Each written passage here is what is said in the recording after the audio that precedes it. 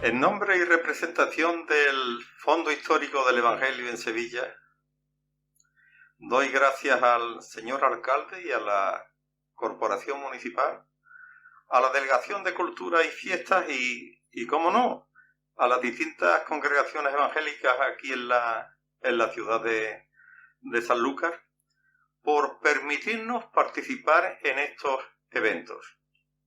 El Fondo Histórico del Evangelio en Sevilla fue fundado hace varios años por el director del Centro de la Reforma, el historiador Gabino Fernández Campos, también por Miguel Ángel Prado Rodríguez, pastor evangélico en la congregación de Oré, allí en Sevilla, y por un servidor, José María Gómez Villalón, conjuntamente con otros socios fundadores. El Fondo Histórico tiene como finalidad divulgar los grandes hechos de Dios a lo largo de la historia, lo que por su gracia venimos haciendo en distintas exposiciones, publicaciones y conferencias en diversos lugares. Hace unos meses, mi buen amigo y trabajador incansable en el Evangelio, José Rodríguez Ye, mi amigo Pepe, me telefoneó en relación a la conmemoración del 5º aniversario de la Vuelta al Mundo, preguntándome si había algo escrito acerca de la llegada de la Biblia al nuevo continente. Inmediatamente me puse a investigar en el tema, intentando también recopilar datos al respecto. Espero que con el tiempo por parte del Fondo Histórico se publique el resultado de esa investigación y de los datos conseguidos. Y ahora, pues durante un breve tiempo, que no creo que llegue a media hora, quisiera exponer para vosotros de manera resumida y breve el resultado de esa recopilación de datos que llevé a cabo. Os ruego vuestra atención. El título es La Biblia y su llegada al Nuevo Mundo. Empezamos. El 12 de octubre de 1492 se rompe el silencio de la madrugada con el memorable grito «Tierra», pronunciado a voz en cuello por el vigía de la Pinta, elevándose por encima del oleaje. Escribe Colón en su diario de a bordo lo que a continuación leo. Puestos en tierra, vieron árboles muy verdes y aguas muchas y frutas de diversas maneras. Esta isla es muy verde y llana y fertilísima. A través de sus lágrimas, vieron a algunos hombres desnudos que aprensivamente se dirigían hacia ellos desde los árboles. Abatieron las banderas y arrodillándose besaron la tierra. Colón llamó a los capitanes, al escribano Rodrigo de Escobedo y al veedor real Rodrigo Sánchez, para que atestiguara que tomaba posesión de la isla en nombre del rey y la reina, sus señores. Dijo las solemnes frases preparadas para la ocasión, y todos se arrodillaron de nuevo mientras entonaba una plegaria. Oh Señor Dios omnipotente y eterno, creador del cielo, la tierra y el mar, bendito sea tu nombre y alabada tu majestad. Por haberte dignado elegirnos tus humildes servidores, tu sagrado nombre será conocido y anunciado en esta segunda parte de la tierra. Así decía en el diario de a bordo. La Biblia tuvo desde el comienzo un papel preponderante en el descubrimiento. Así lo reconoce el mismo descubridor en dos cartas que remite a los reyes, una en 1492 y la otra en 1500. También en el libro de las profecías, escrito por Colón, de su puño y letra, intenta demostrar que el descubrimiento del Nuevo Mundo había sido profetizado en las Santas Escrituras, las cuales interpretaba de manera un tanto literal. Hemos de mencionar ahora al cardenal Cisneros, que tuvo un importante papel en la primera hora de la evangelización de América. En 1500 envió unos misioneros franciscanos con amplios poderes para evitar los abusos y buscar el bien y la salvación de los indios. Además, para reavivar el decaído estudio de las Sagradas Escrituras, empezó a trabajar para la publicación de la Biblia.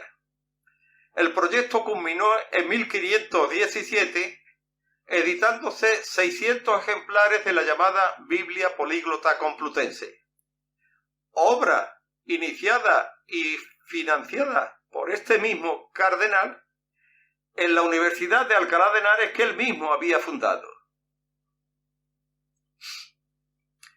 Hemos de mencionar ahora al fraile Bartolomé de las Casas, que con 33 años, al leer un texto bíblico el día de Pentecostés, sufrió una importante transformación, una profunda transformación en su interior, que le hizo renunciar públicamente a los repartimientos y encomiendas de indios que él mismo había explotado. Desde entonces y hasta el final de su vida, se dedicó a defenderlos de manera incansable. Nombrado en 1515 procurador o protector universal de todos los indios de las Indias, decía: el Evangelio debe predicarse con el ejemplo y la virtud, y no acompañado de las armas, las cuales provocan un efecto muy negativo y desfavorable. Con citas bíblicas adecuadas, aconseja que el comportamiento de los predicadores cristianos, imitando al de Cristo, debe de ser blando y caritativo con los indios. Pasamos ahora a la nueva gesta mundial en la que Sanlúcar tuvo un papel relevante: el primer viaje de circunnavegación mundial. La expedición de Magallanes y Elcano, financiada por la corona española y capitaneada por Fernando de Magallanes, tenía el proyecto de abrir una ruta comercial con las islas, con las islas de las Especias. Estaba formada por 5 naves que partieron de aquí, de Sanlúcar de Barrameda, el 20 de septiembre de 1519. Como unos 3 años después, el 6 de septiembre de 1522, al mando de Juan Sebastián Elcano, la Victoria, la única nave que quedaba de aquella expedición, volvía a Sanlúcar con su carga de especias.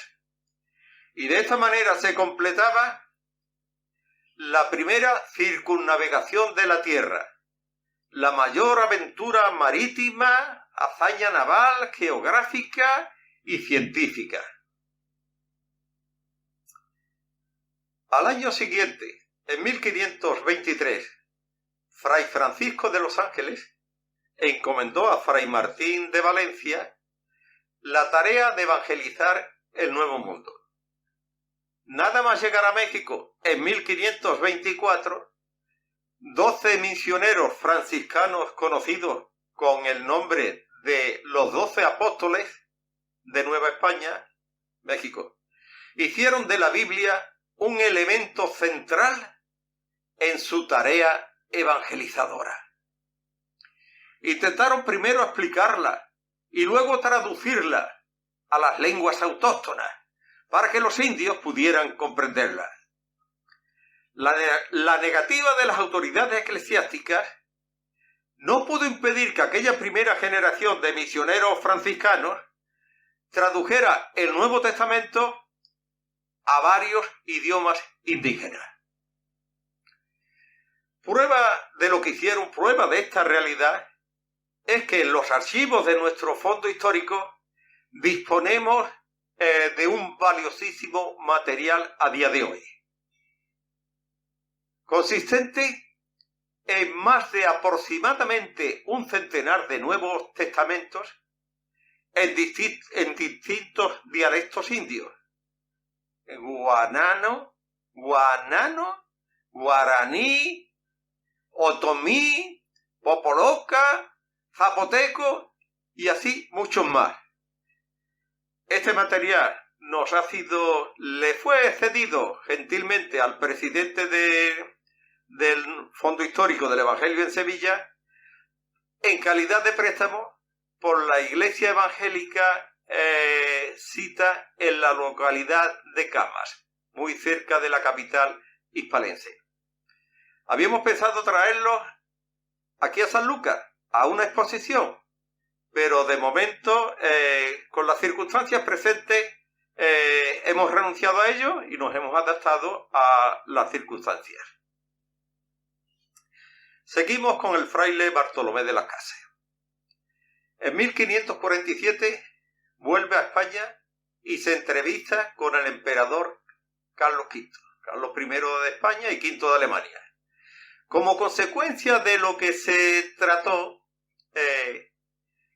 Carlos I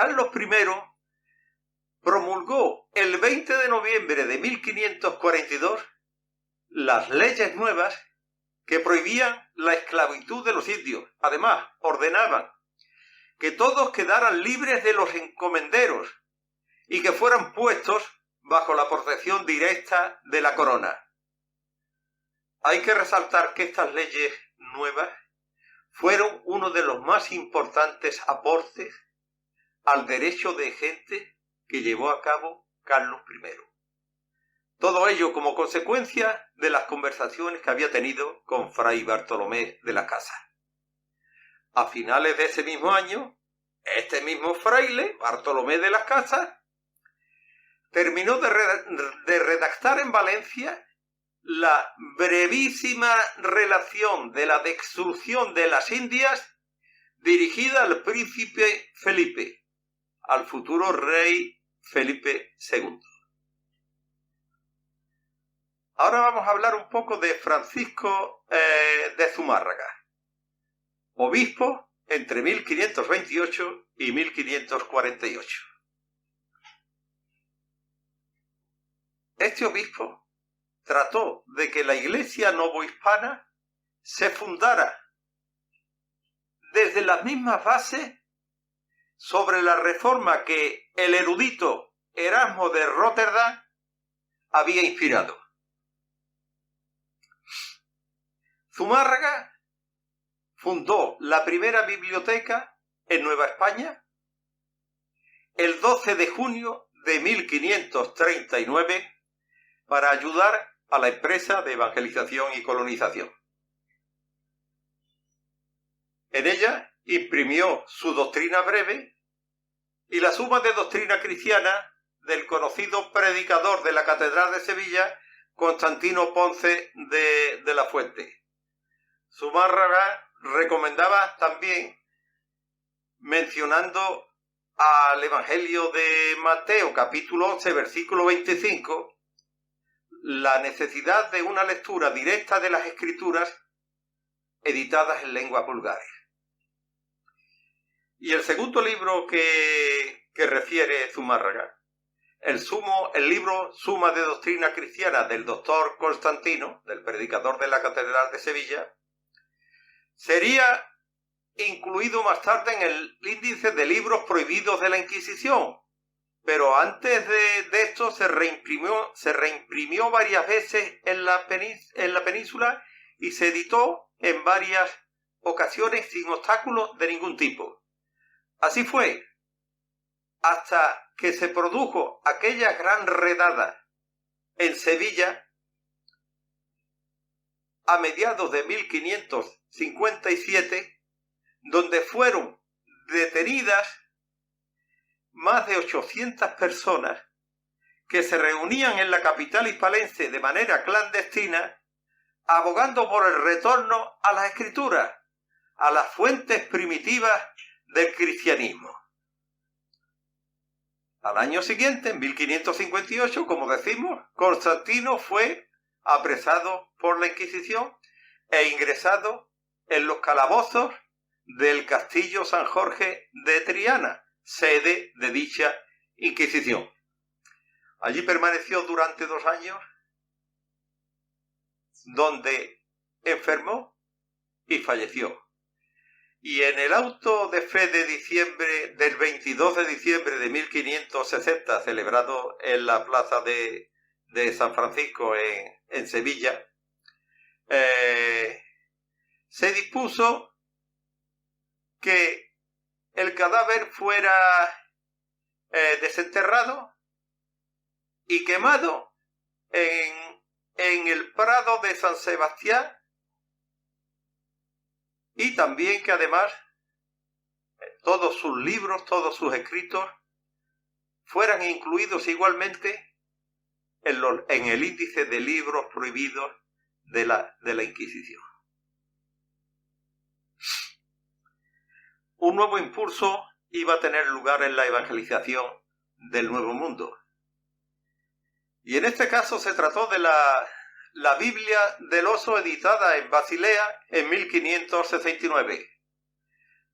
La primera traducción al castellano de los textos bíblicos en hebreo, griego y arameo, efectuada por Casiodoro de Reina, uno de los 12 monjes que había salido huyendo del monasterio de Santa Hiponce, cerca de Sevilla, hacia Alemania.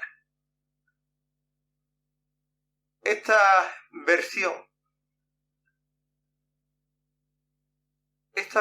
según comentaba su ex compañero del monasterio llamado Cipriano de Valera, decía que Casiodoro, movido por un pío celo de adelantar la gloria de Dios, viéndose en tierra de libertad para hablar y tratar de las cosas de Dios, comenzó a darse a la traslación de la Biblia, la que en el prefacio latino dedicó a toda Europa y también a la Hispania India.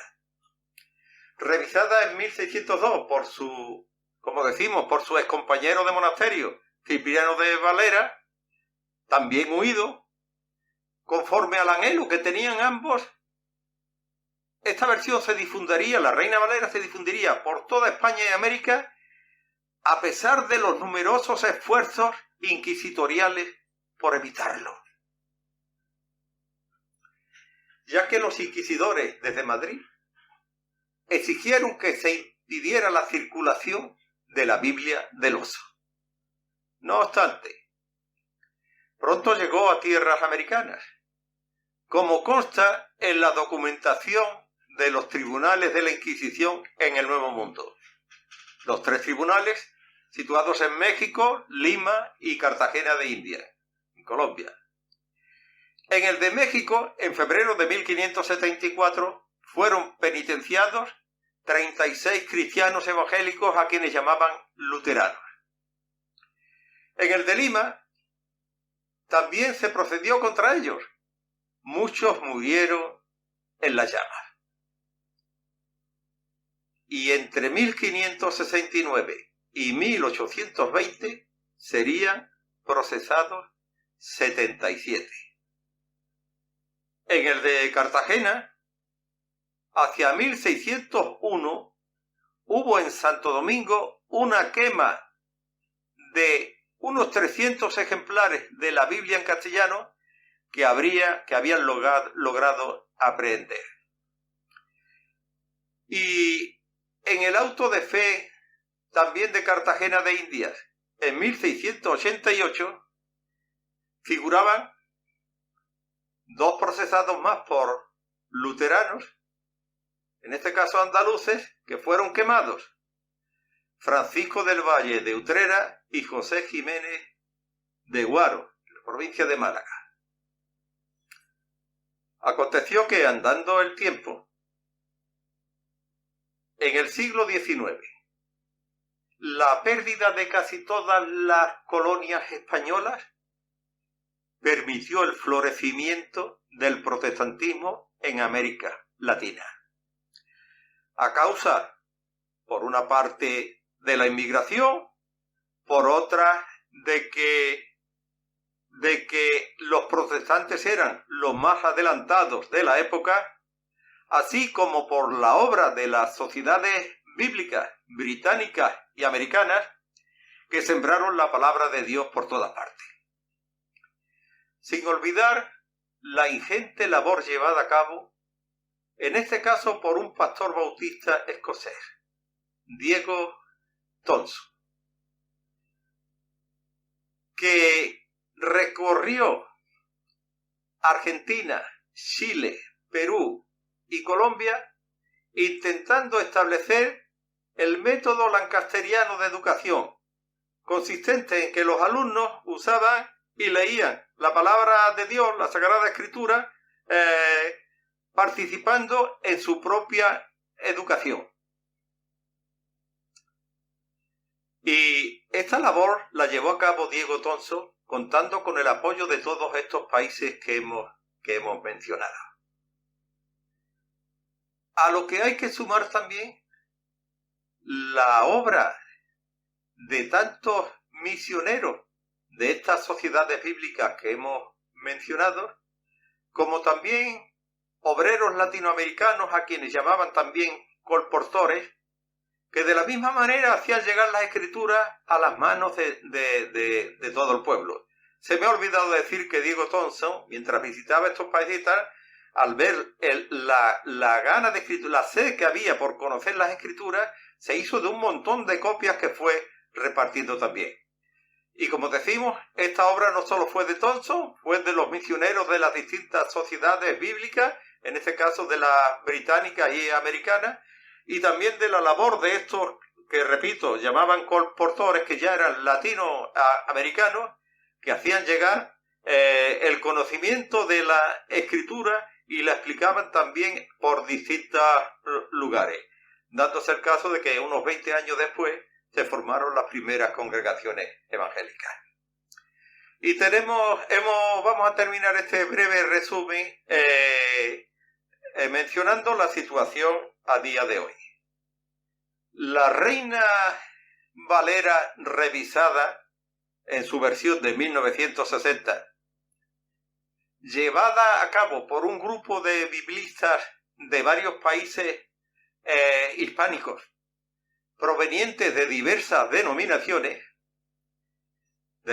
cristianas, sigue siendo a día de hoy la más aceptada por todas las iglesias de Latinoamérica, distribuyéndose millones de ejemplares anualmente. Es la más popular entre los cristianos latinos de más edad y utilizada por gran parte de las iglesias evangélicas españolas. A lo que hay que añadir que, además de otras revisiones, que con el uso de las nuevas tecnologías, más del 20% de todas las Biblias distribuidas por las 146 sociedades bíblicas actuales, sociedades bíblicas unidas, son descargadas de Internet, lo que demuestra que la distribución de la Biblia en línea es cada vez más significativa. Con todo ello, se cumplen las promesas existentes en las Sagradas Escrituras. Mas por toda la tierra salió su voz y hasta los confines del mundo sus palabras. Salmo 19, versículo 4. El cielo y la tierra pasarán, pero mis palabras no pasarán. Jesucristo. Gracias por vuestra atención.